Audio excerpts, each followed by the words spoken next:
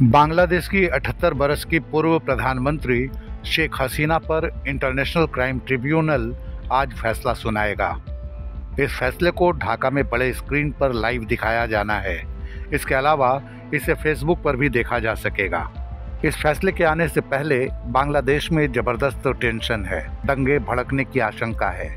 इन आशंकाओं के मद्देनज़र मोहम्मद यूनुस की सरकार ने हिंसा आगजनी करने वालों को देखते ही गोली मारने का आदेश दे दिया है। बांग्लादेश में शेख हसीना की पार्टी को प्रतिबंधित कर दिया गया है। अब उनकी पार्टी चुनाव नहीं लड़ सकती है।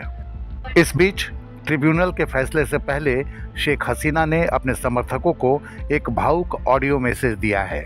शेख हसीना ने कहा है कि अन्याय करने वालों को एक दिन बंगाल की धरती पर जनता सजा देगी, इसलिए मैं सबको बता दूं कि डरने की कोई बात नहीं है। मैं जिंदा हूं, मैं जिंदा रहूंगी, मैं देश की जनता का साथ दूंगी और इंशाअल्लाह इन अपराधियों को बंगाल की धरती पर सजा दूंगी।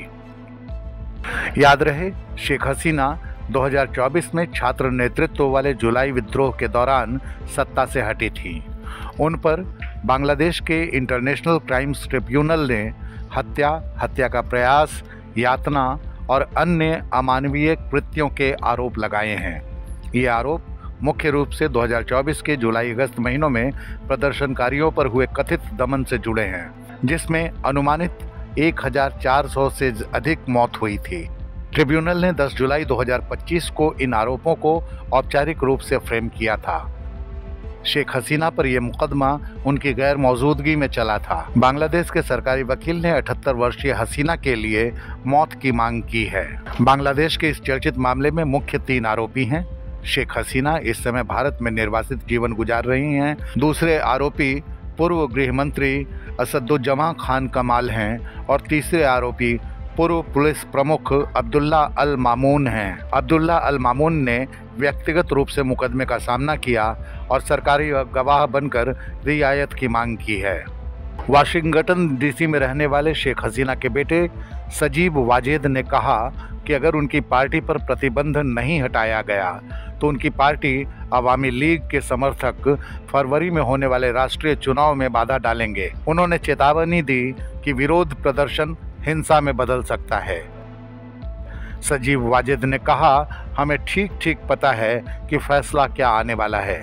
वे इसे टीवी पर दिखा रहे हैं। वे उसे दोषी ठहराएंगे और शायद मौत की सज़ा भी सुनाएंगे।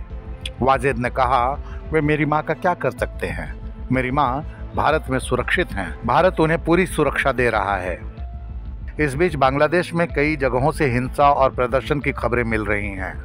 ढाका में मोहम्मद यूनुस के सलाहकार सैयद रिजवाना हसन के घर के बाहर क्रूड बम से हमला किया गया है। यहां आगजनी भी हुई है।